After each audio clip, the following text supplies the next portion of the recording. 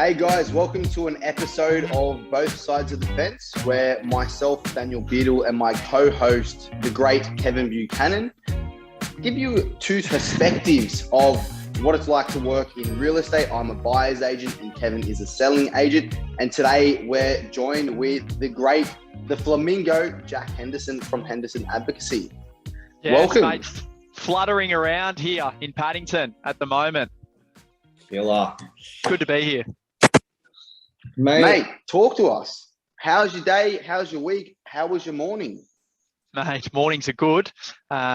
September, I'm doing a new morning routine actually, where it's 4:30 a.m. wake up, read for 20 minutes until 5, and then get into training from 5 till 6, and mate in the office by 7. Taking that wake up time back to 4:30 from 5 o'clock. So I wasn't very good at getting up at 5. It was a struggle. So, mate, you said you're reading at the moment. What type of books do you read? Is it magazines, actual books? What are you reading? Mate, at the moment, I'm reading Principles by Ray Dalio, who is the founder of Bridgewater Associates, which is one of the largest hedge funds in the world, or it is the largest hedge fund in the world. And mate, it's always something different. It's always generally something around business or personal development or someone's story. But yeah, mate, at the moment, it's a big book, Principles too, so it's taking me a little bit of time. Mate, super interesting book, how we run that business and the principles that they had around making decisions and the culture they had inside of the firm. It's super inspiring. Sure. Mate, I'm really interested to dig in what you guys are seeing out there in the marketplace as buyers agents. Obviously, we've had pretty low stock levels, which is driving some big offers. How are you guys finding the market on the buyers agent side? Mate, yeah, I mean, similar to everyone, right? It's super competitive and it's not cheap, It was cheaper yesterday than it is today. That's the reality of the marketplace. And obviously in a market that is trending upwards, every single property that sells then sets the precedence for the next one of similar nature, right? So literally it is cheaper yesterday than it is today. So the property that sold yesterday is going to be cheaper than the one that sells tomorrow of similar nature. But mate, we bought a 2-bedroom apartment in Bondi on day before yesterday. Mate, that guy paid $1.080 million for it in 2019. He bought well at the time, but mate, we just paid 1.6 for it. So it's 50% growth in 2 years, and he didn't do a thing to the apartment, the vendor didn't do a thing to it. So mate, it's been incredible growth, but unless you're betting against the marketplace, then you'd be silly to not buy in, right? Like if you're buying for the next 1 to 2 years, then sure, maybe it's not worth buying. But if you're buying for the next 5, 10, 15, 20 years, then mate, I can almost bet my life it's going to be more expensive next year than it is this year. Yeah. Out of curiosity, obviously when the market heats up, it makes my job as a real estate agent a lot easier. How does that affect your guys' role? Does it become harder? Not really, mate. Like, the thing that we have to be better at and always be on top of is the conditioning of clients and the positioning of clients, right? Because it's not hard to buy a property if you've got the budget to be able to buy it. Where the thing buyers generally struggle with is that they haven't got the budget to buy the property that they want to buy, so they struggle, right? Where if they were looking at things they can afford, they absolutely can buy it because they have the budget to afford it. So we just have to be more on top of that. And, you have to have some tough conversations, but the reality is there's still property to buy. And if someone has a compelling reason to do so, then, we've got a service and a strategy that yields results. But mate, yeah, I think one of the biggest reasons buyers struggle, regardless of any market that they're in, is because their expectations don't align with where the market is. And it doesn't matter how much money you've got. You can be spending $1 million on a property, or you can be spending $25 million on a property. Very rarely do you get everything that you want in a property. So it's understanding what your non-negotiables are and the areas that you are flexible in, and just being real with yourself. That's one of the biggest things. Yeah, of course. Yeah. So I guess in essence, it was a long-winded answer, but in answer, no, it doesn't really make our job tougher, right? Like, as a business, there's never a perfect storm. It's either really easy to sign new clients and bring new clients on board, and a little bit harder to buy, or it's the reverse, and it's really easy to buy and obviously harder to sign new business. So, mate, at the moment it's super easy to win new business and a little bit tougher to buy. Cool, good answer, mate. I've obviously seen what type of success you've done from the outside looking in, and you've exploded over a very, very short time frame. What do you attribute the main contributors to that have led to that meteoric success? It's funny, it doesn't feel like that from where I'm sitting. Like, it always looks better from the outside than what it feels, sitting in it. But man, like, the reality is, I've been working at this property thing since I was like 17 years old. Like I bought my first property at 18, and ever since then I've been doing podcasts and I've been doing research and I've been getting my name out there. And I was in a completely different industry. I was in the mining industry. So when I did the transition across from construction and mining to the buyer's agency space at the end of 2019, I already had a bit of a brand, and people already sort of knew who I was. Like, I was quite strategic. I was the areas where I work, I was adding all the real estate agents on Facebook. I was commenting on all their posts. The mortgage broker that I was using at the time, who was doing all my personal loans, was also quite connected in that sort of eastern suburbs, North Shore real estate scene. And again, having a relationship with him also opened up doors. And mate, when I jumped in, I already had momentum, and obviously momentum builds momentum, and you work hard, and I'm quite prolific on social media, and I'm always putting my name out there. So mate, it just sort of happened. Like, I think the biggest thing is just consistency over time, right? I've been doing the social thing and podcasts and interviews and all of this sort of stuff for 5 or 6 years now. And even if 1 or 2 people find out about you off each podcast, and the reality is there's a lot more than that, but 1 or 2 people each podcast you do now know you, and they tell their friends about you, and mate, it just compounds, right? Yeah. So Jack, did you have, starting out at 17, did you know what it is you were going to do? Like, did you have a plan in place, or like, walk me through that process? Like, what sparked this interest and what sparked that progression? Look, I wasn't as clear as I am right now, obviously. I knew I had a passion for real estate.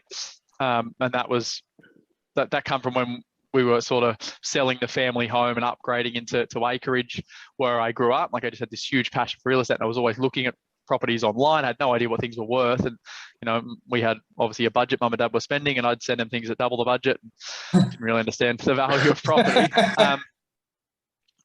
But that's where it sort of sparked. I loved property, and I originally really loved the architecture side of things. Like, I love beautiful design and inspiring homes. And then from there, once I sort of got booted out of school, I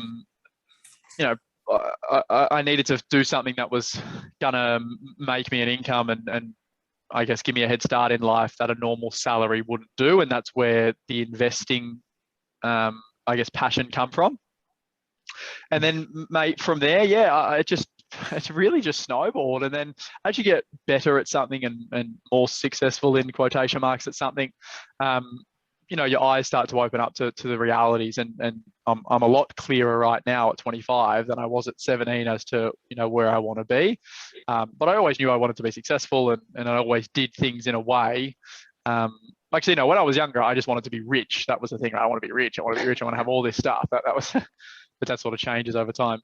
But mate, it's really developed, and it's going to keep developing. I feel like what I want to do right now may change in 5 to 10 years time once I get to that point in my life. It's just sticking with something as well, right? Like, you can't be good at something and build a brand overnight. So it's just sticking it out day in, day out, and mate, over time it'll slowly happen. So did you have mentors along the way, Jack?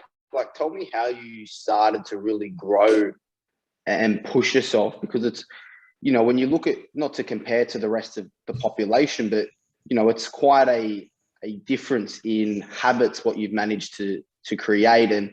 And obviously being at your age and have gone through that process of being so strategic and building a brand, developing your property knowledge. did you have help along the way? Like, can you share that process of how you developed yourself as a person? For sure, man. Yeah, I've had quite a few mentors, like property specific. I had Chris Gray, who was like my mentor through my sort of early investing journey. And I didn't just learn property from him. I learned, how to have an incredible lifestyle, how to do things in a way where it's a lot more affordable than people think it is, like from a lifestyle perspective. And mate, I've had virtual mentors as well, right? Like, we live in a world now where we've got access to so much content and so many people with a click of a button, like YouTube and podcasts and all the rest of it. So, you can listen to 20 or 30 episodes of a podcast of this individual, like on different podcasts, and you virtually think you know them as a person, right? Because you've heard so much about them and what they've done. And I obsess over different people, Earlier in the year, it was Richard Branson. I was obsessed with him. And,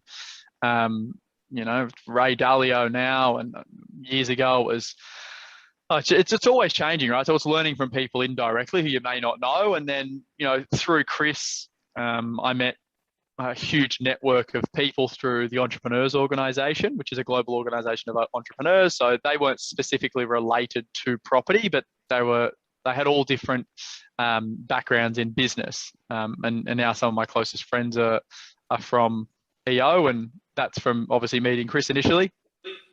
But mate, like it's a combination of everything, right? Like at the time I was doing it, it was somewhat strategic in a way. Like as you start, as I met Chris and met more people, you start to think, fuck, this is awesome. I'm starting to meet more and more people. And then you start to be more conscious in doing it. But initially it was just like, fuck, this guy's cool. He drives a Lamborghini. He's got a sick boat. He's got a map. I was like, I want to hang out with this guy. Yeah. So mate, it's a combination of, I guess, real life mentors and then also, digital learning. And that's still the same today. Like I've got some incredible people in my corner, but I still learn so much from people I have no idea who they are. I've never met them before in my life. But I just watch a lot of YouTube and listen to a lot of podcasts and all the rest of it. When do you listen to these podcasts and YouTube and stuff? Because I know you're reading in the morning. Where does all the other learning take place? Mate, every night I watch a video. Like I don't own a TV at all, so I don't watch any mainstream media or anything like that. So mate, he literally does not own a TV in his house. Like you go in and it's just a table and a couch. That's next level. It's poison, mate. It's poison. Yeah. So I get home at whatever time, 7:30 or something like that usually. Bit of dinner, and then you've usually got an hour or so that I can watch an interview or watch a keynote talk or listen to a podcast. I do a lot of driving as well. So if I'm driving between, say, Sydney and Newcastle, I don't listen to the radio. I don't think I've ever turned the radio on in my car. It's always a podcast. So, mate, there's plenty of there's so much time in a day that generally gets wasted. So if I'm not on the phone, then I'm generally listening to something that will grow the knowledge base. And then weekends and shit like that, right? Like, a lot of time you think about what you do on a Sunday. People watch Netflix and fucking all that bullshit. Like I never watch that stuff ever. Yeah. And I remember having a chat with you a couple of weeks ago. You mentioned that you've just you're doing a whole year sober, which is amazing. Tell me what are the things that you've learned over the past this year? Yeah, man, it's a good question. The sobriety thing, it was really for two reasons. One, because I'm someone who talks a pretty big game. Like, I say I'm going to do all of these things and achieve all of this greatness and all the rest of it. But then I was looking at my actions and they weren't really reflecting what I was saying. So I was like, you're sort of bullshitting not only to yourself, but to everyone else. And mate, I was making stupid decisions when I got on the piss. Like, just, you're not in control and it's fun and all the rest of it, but you just make dumb decisions that, if they were to continue, you're going to get yourself into a lot of trouble and it just doesn't bring much good to your life. So mate, myself and Sam, we made a decision, mate, just to go sober for a year. Cool. And that has been life-changing. Plus, a mutual coach in Daniel and I's, Jeff Jowett, he's someone who's 3 or 4 years sober, and mate, he, harped on about how life-changing it was. So I wanted to see what it was like. And it was a coach, the catalyst when I was like, yeah, fuck yeah, I'm doing this, was I had a coaching session with him at the end of 2020. And we were sort of preparing for the this year, like the next year, and what we wanted to do and goals and all the rest of it. And I just, I questioned, I said, mate, like what's an advantage over everyone else? Like what's something that, can give us that 10% more than anyone else has got? And he said, mate, if you want the biggest life hack and advantage in the world, it's just going sober. and the reasoning behind it, it's so true, is because 90% of people, I would say, thereabouts in the areas that I work, get on the piss on the weekends and all the other stuff that comes with that, right? So the reality is they're drinking Friday, Saturday, Sunday, Monday, Tuesday, they're not working at 100%. Maybe Wednesday, Thursday, they're starting to feel a bit better. Friday comes around and they're back on it. So you can be half as talented as those people, but work at your full potential, or even 80% of your potential, 6 or 7 days a week. And over time, you will be better than them, because they're going through the peaks and the troughs. And mate, I was a culprit of that. I was doing it. So I completely understood it. And mate, like the proof's in the pudding this year, like the amount of growth we've had in the business, the amount of personal growth, like fitness, mindset, like mate, it's next level.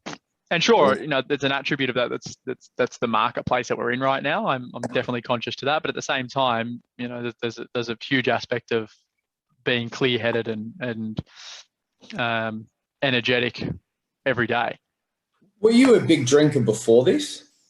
Not a daily drinker, but mate, like 24-year-old kid who earns pretty good coin, it's pretty easy to bend her on the weekends. I'm a realist, right? Like that's like there's people who can say that they don't do it, but we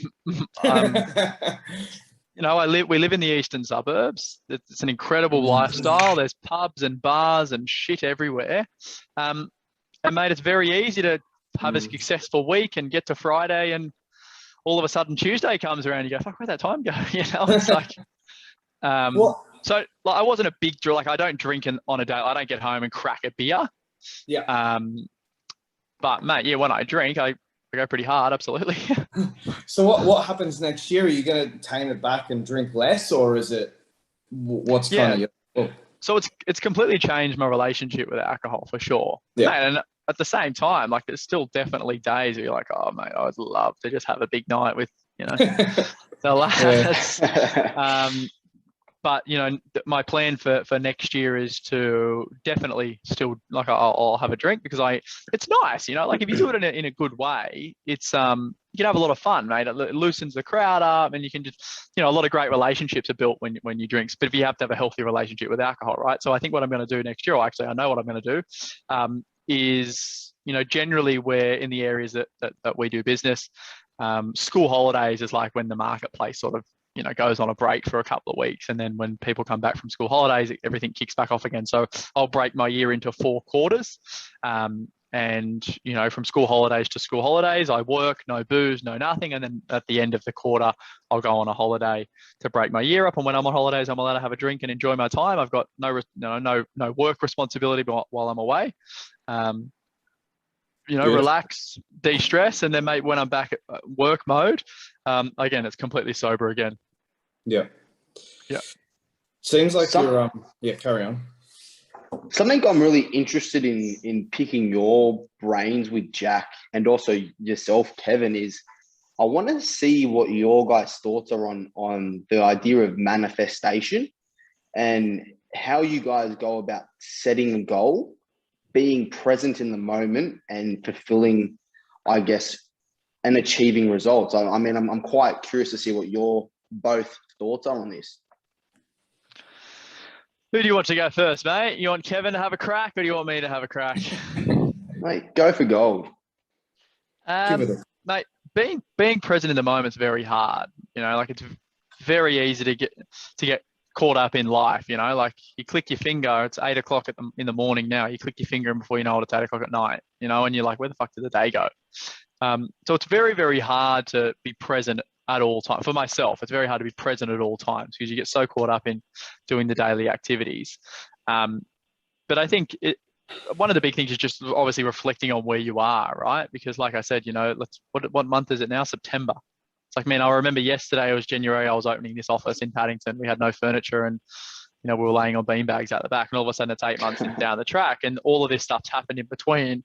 So it's important, I think, to be present in that way and to go, appreciate how far you've come and all the stuff that you're doing.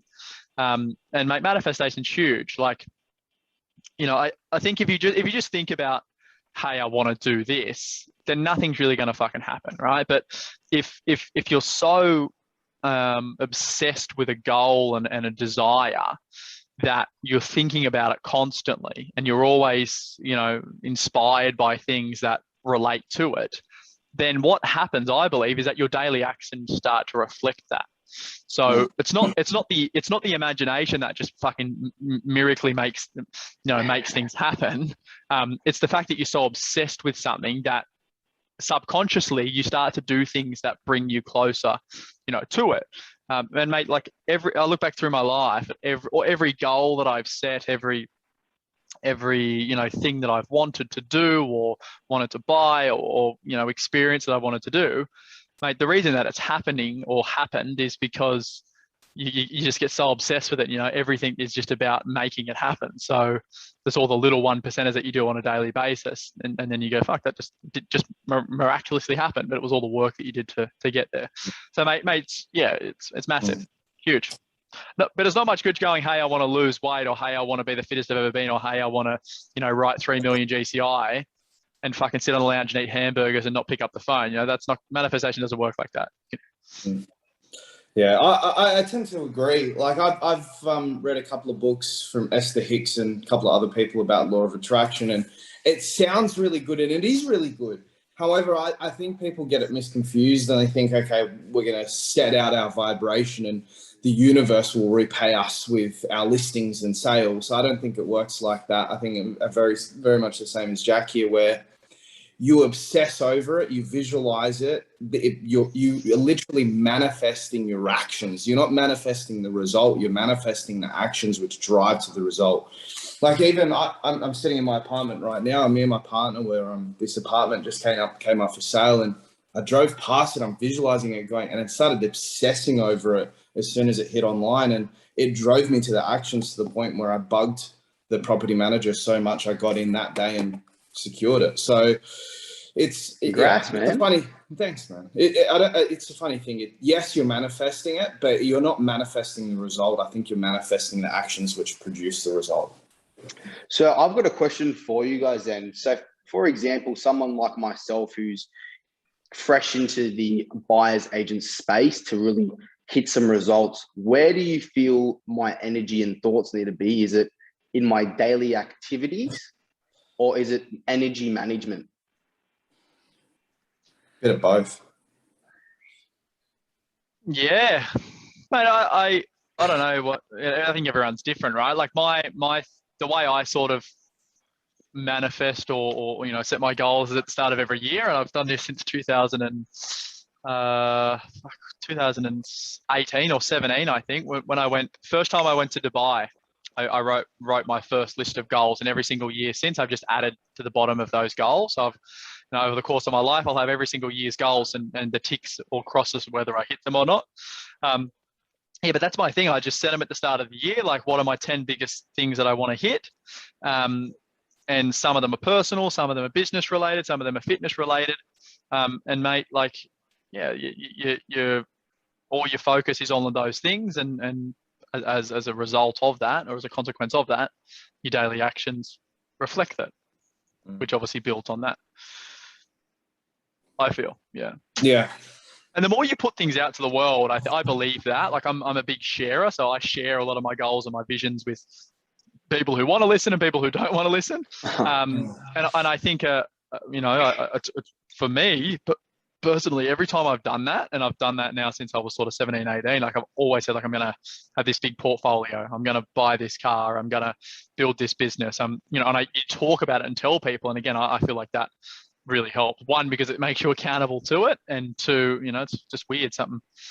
Universe does something.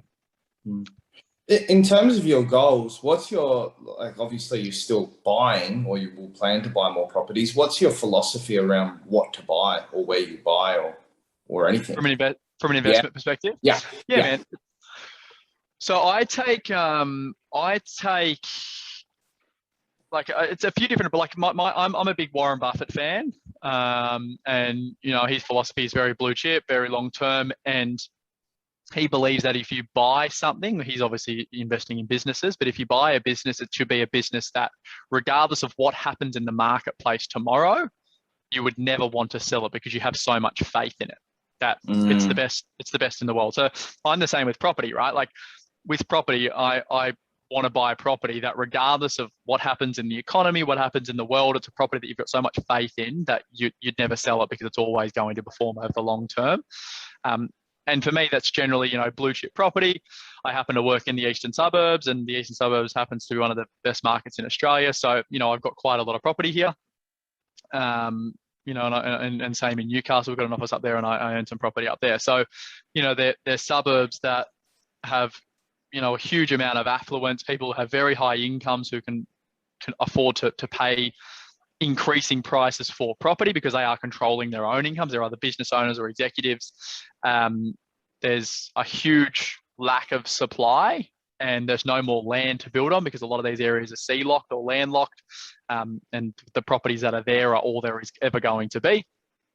And you know, there has to be a big element of scarcity to them, right? Because, you know, we're sitting in Paddington right now, and there's probably 3,000 terraces in Paddington, for example. And, you know, if you just buy a terrace in Paddington, then it's only going to perform as well as the suburb or the average of the suburb. But, you know, when you're buying property and when you're spending money and taking risks, you don't just want to buy something that performs like the marketplace. You want to generally buy something that outperforms. So it's making sure it's got scarcity elements to it that not a lot of the other properties have, right? And good scarcity, not bad scarcity, right? Being on a main road with no sunlight, no parking, and you know, dark and noisy, it's probably not the scarcity we're looking for.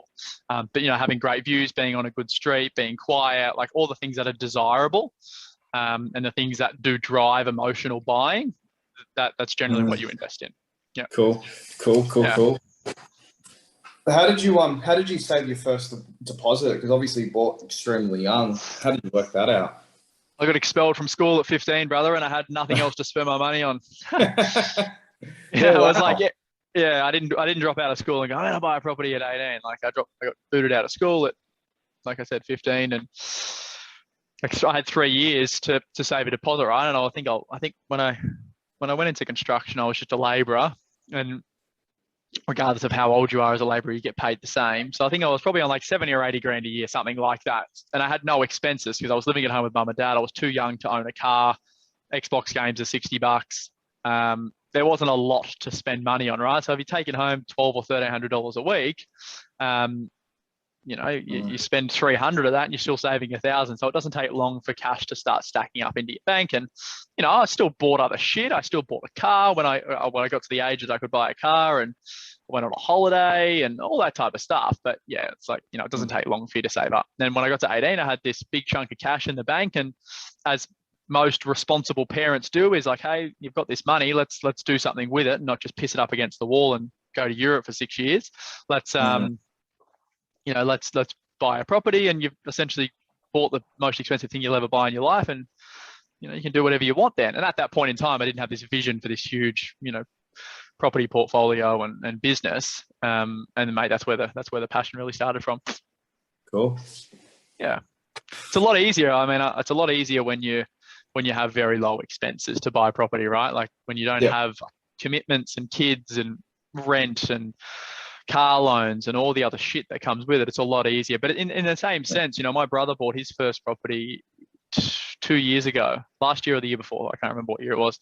And mate, he you know, he's someone who has a wife, had 2 kids at the time, you know, didn't earn like a significant amount of money, just the average Australian income. He's in construction as well. And mate, he made sacrifices. Like he moved out of the rental, he moved back home with mum and dad with kids. You know, he spent 12 or 18 months there, saved all of his pennies, and the pennies looked after the pounds, and the government's great in Australia, and they had the whole, you know, 5% deposit, no lender's mortgage insurance and all the rest of it, and mate, like sacrificed for that 12 or 18 months, which is a fucking small amount of time to have a property, and he went and bought a property. So in my eyes, if he can buy it, you know, anyone can buy a property. There's a lot of people whinging that it's so hard to get in, it's so expensive and all the rest of it. And again, I think that comes down to 2 things. It's so expensive if you can't afford what you want. So be real with yourself and have your expectations in line with what your budget can afford you, and you have to start somewhere.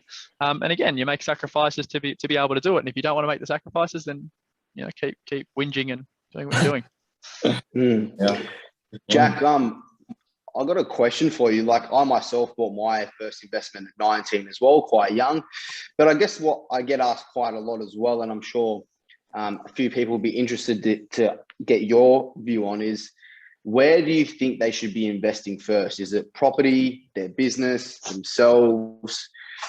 Where's the starting point for them? And I guess what should they be aiming for? It's a good question, man. Like, there's no right answer. There's no right or wrong answer. Like, ask Mark Zuckerberg, and I bet you he didn't buy a property before he started Facebook. He's a lot more successful in quotation marks than I am. So it's different for every single person. Like, I think if you're a normal Australian, if that's what you want to call it, and property is something that most Australians want to buy, then mate, I would do that straight away. Especially as the younger you can get your money into the marketplace, the more time compound is going to do its thing. But again, at the same point in time, like if you got 50 or 100 grand and you've got this incredible idea to start a business, if you start a good business, the business is going to make you a shitload more money than what property is going to make you, like passive property where you just buy and hold. So it's just what they're passionate about, right? Like I bought property and I've started a business, and that property's actually helped me with the business, because as you get equity, you can start using that equity for working capital in your business and, all these other things. And as your business is growing, so is your property. And I know so many people who have incredible businesses but don't own real estate. So I think it's something you've got to do in parallel. Great. I guess with yourself, when you were trying to save, did you find it hard with obviously being at that age group, everyone's going out? Did you just strictly not go out? Like, what's your advice for younger guys and girls that are trying to save that first deposit? Mate, I loved going out. I loved going out. So, like I said, I'm no different to any other person. I'm not this person who's had a sheltered life and saved all of his pennies. And mate, I still have a great life. I spend a lot of money on enjoyable things, and that's what life's about, right? Yeah. But I guess I was fortunate enough that I didn't start saving when I was 18 and I could go out. I had 2 or 3 years of saving behind me already. And mate, the hardest thing to do is just to get that first deposit, because as soon as you have bought the first property, mate, all the property does your savings for you, because as it's growing, you're building, equity, and that's essentially your forced savings account. So, now that I've got, 5 or 6 properties now behind me, like that every single year the market grows is doing my savings, and the cash that I'm earning, I then can dump back into the business and spend on personal things. And I mean, look, you can go as hard as you want, right? I could be putting all my cash back into property plus having the property grow, and you get things faster, but I think it's a balance. But mate, at the same time, like, you're 18 to 26 once in your lifetime, right? Like when those years of your life pass, then you're never getting them back. So I think, mate, you need to enjoy that shit. Life's long, life's very long. So it's not much good having all this money and having a heart attack at 31 and not living, or something else. I think it's about having a balance and doing what feels right to you. Yeah. And where do you see buyers, like first home buyers or any buyers in general, what mistakes are you seeing them make in the buying process? Mate, it's a lot. The most common ones. The number one thing is that people don't understand what they can afford. That is the biggest mistake in the property market. Like, regardless of how sophisticated or first home buyer you are, most people want a property that they cannot afford. So, real estate agents generally, like in the current marketplace, their guide prices are not accurate. Majority of real estate agents. We know that. It's just normal. It's a normal part of the marketplace, but a lot of buyers don't know that. So they're basing their pricing judgment off a guide price, and generally they're anywhere from 10 to 30% out. and mate, they keep chasing properties they can't afford, show up to an auction, get blown out of the water, and they do it over and over and over again. And it's very, very easy to pass the buck and say, oh, real estate agents guide low and they shouldn't be guiding this and blah, blah, blah, blah, blah. Everyone, loves pointing the finger and not taking accountable for their own actions. But mate, if you're spending this type of money on fucking anything, regardless if it's property or not, like if you're spending upwards of $750,000 on something and you haven't done your research to understand what things are actually worth, it's your fault, no one else's. Yeah. Like that's the reality. Like I speak to people on a daily basis who are looking for 6, 12, 18 months and they blame, oh, real estate agents guide too low and we keep going to auctions. I say, yeah, but like it's a reoccurring thing here. Like it's your fault. So mate, the number one thing is like, understand your product, understand your marketplace, know what things are selling for. And, with that information, you can then get out there and actually look at things that are within your price bracket you can afford. Because, the reality is buying is not that hard if you know what you're doing. There's a lot of people who do it by themselves. And, if you're real with what you can afford and you're looking at properties, there's always properties for sale in a price bracket. You're looking at things you can afford and you go, yep, this is what I can afford. This is what my budget will allow me. I'm happy with that. But it's very easy to buy. You get out there and you buy. Like, especially if you're buying in Sydney, it's very hard to overpay. Yeah. Especially when things are on the market, right? Because generally you've got multiple buyers vying for the property. But yeah, I mean, that's probably the biggest thing. And then the second thing, man, is like, working against real estate agents and not with them, makes it very, very difficult. Real estate agents are essentially the gatekeeper to your property. So not having a good relationship with them is not going to do you any justice. It's going to do you a lot of injustice. Mate,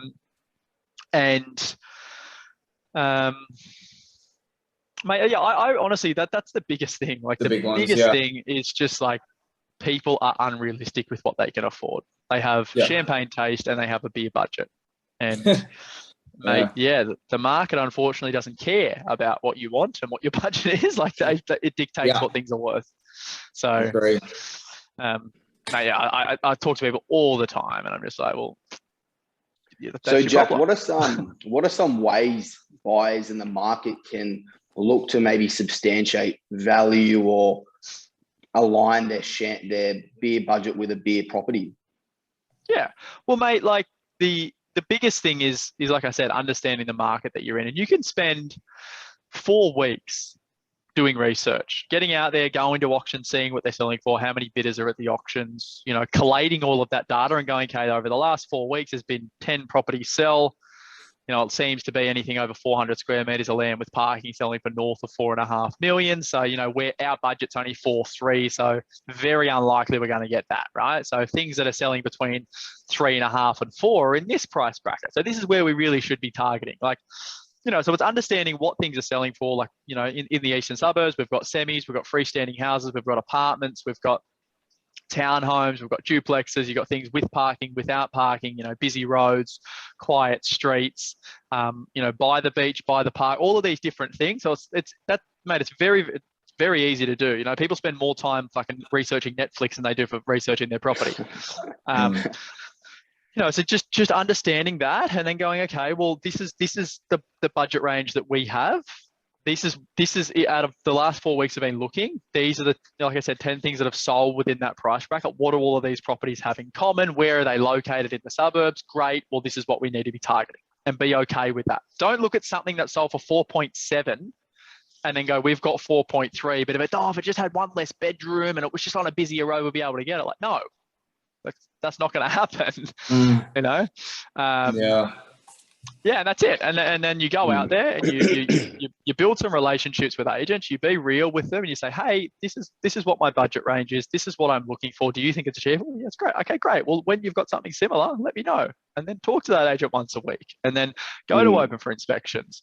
And, read blog posts and watch YouTube videos and learn how to do it and then go and do it. And if you don't, use someone like us. What are your thoughts, Kevin? Because, being an agent, obviously, if a buyer gives you an indication of their budget, you want to be using that to maximize and leverage to get the highest price for your client. Yeah. How can a buyer leverage an agent to position themselves to buy? Good question. It's same thing as what Jack said. It comes down to a building of a relationship. So even still, like I've just sold a couple of houses off market, around $2.5 million in Kellyville, which is, you know, nearly double the average sale price for the area. However, it was opened up to particular buyers that we already knew that we had a standing relationship with. We've seen them at other properties. Obviously, we know that their budget. I know they're keen. They're putting offers down on properties. It's the buyers that seem to struggle are right. Are the buyers that put agents offside, don't answer. Like, I can't help a buyer if they're not going to answer phone calls. Like, I have buyers that get a bit annoyed with me when I sell a property and they go, "Oh, well, we didn't know." Well, hey, you didn't pick up my 3 phone calls. So it comes down to, just building a good relationship with real estate agents. Like, I got off the phone to a buyer yesterday and they said, "Oh, the one thing that we've just realized is the only way you can get yourself into doors off market with other real estate agents is if you actually build that relationship and ask for it. Otherwise," she goes, I never would have bought this. And it wasn't from me, it was from a competitor. But she goes, I wouldn't have even bought this property the other day if I didn't actually ask the agents. It's, you know, if you don't ask, you don't get, right? So making sure you do build that strong relationship with all the local agents that you're working with, not just one, but all of them. Awesome. Oh, Fantastic. it's so true. It's so true. Like relationship, like it's the biggest thing. Having a good relationship with an agent makes it so much easier. And you notice it, you know, generally people who sell through an agent buy very quickly because that agent helps them. Yeah. You know, they'll sell a property and the reason that they get into the next property so quickly is because, you know, someone goes, "Oh, okay, so we sold John and Sarah's place. They've got now $2 billion to spend. We've just appraised this, mate. Come through, bang, do a deal. See you later." Yeah. In and out. Yeah. Exactly. And like I've been obviously on the ground with Jack and get to see the level of conversation you have with agents. How did you go about forming such strong relationships with agents to where you're so transparent, where you can have a joke, you can talk about, you know, a property in a lot more details? How did you really, you know, go about doing that? Yeah, I mean, look, the relationships that we have as professionals are probably a lot deeper than what you actually need them as a general buyer who buys every 5 to 10 years. We spend a lot of personal time with these people, right? Like outside of work hours, we're going, like, you know, I take a lot of my referral partners on holidays, and, you know, we go on the boat on the harbour, and, you know, like we have lunches, like all of that stuff. And that's because I genuinely like these people and we get along so well. Plus, it makes doing business a lot easier. You don't need that level of relationship as a normal buyer in the marketplace. And that's why people pay us the money that they pay us, is because that they want to leverage our relationships, right? Like, you know, agents are that transparent with us. They'll tell us what you need to buy the property, you know, how many other buyers are on it, how many buyers have got X budget. So this is where you're likely going to need to be because John and Sarah and Dave and whoever else, they've bid on all these other properties and we know they've got this amount of money. Like, they're not going to tell a normal buyer that. But again, you don't need that as a normal buyer to do okay with buying. But just, yeah, like Kevin said, like just going to open for inspection, showing that you're an interested buyer, taking advice on board. And sure, you don't want to give them all your cards and say, "This is exactly how much money I've got to spend." But you need to give them a realistic budget range. You need to give them an understanding of what you've liked, what you've bid on, you know, what property you've sold and what you're wanting to achieve. And like, real estate agents want to sell properties. So, you know, they can't sell a property without having a buyer for a property. Yeah. So look, that's what I would personally do. And that's who I see buyers who actually do buy property are quite successful in doing so. Sweet. Well, mate, thank you so much for your time today. We really appreciate your level of expertise, and mate, it's been a bit of fun. Looking forward to smashing the rest of the year. Mate, just to wrap it up, last piece of advice for a real estate agent to succeed in the marketplace. Mate, I think authenticity and being yourself is huge. You know, like, I'll look at someone, say, like, you know, who works out near Kevin, like someone like a Josh Tesla, and like, mate, he's not everyone's cup of tea, but he doesn't need to be everyone's cup of tea. You know, he needs to be his certain marketplace's cup of tea, and you dominate. You know, someone like Alex Phillips, myself, like, we're not the same as anyone else, and people like that. Not everyone is going to like that, but that segment of the marketplace is going to like that. And when a niche likes you, no one can compete with that, you know. And The Purple Cow is a book written by Seth Godin, and he talks about it, about, standing out and being yourself and not worrying about the whole marketplace, worrying about your segment inside of the marketplace, because that's more than enough than you'll ever need. And mate, it works. Like, there's so many people who are the same and trying to be like other people. Like, real estate agents, I look at like Gavin Rubinstein. There is only one Gavin Rubinstein, and he does it exceptionally well because it is actually him. But when you see people trying to, copy what he does, it's not authentic and it's fake. And that's when it comes across as like a sleazy real estate agent. So it's, be your authentic self, whether that's an outlandish, over the top person, or whether that's just a reserved, normal, down to earth human. Like, both of those will work. I think you'll start to see results, because at the end of the day, it's a human interaction business, right? Like, you need to put in the work, but you also need to be relatable to the people that you want to do business with. And it's worked for me. And then, you see all these people who are very, very high performers, and it works for them as well. Strong advice. Thank you. Legend. All right, lads. Legend. Thank you. See you, boys. Thanks.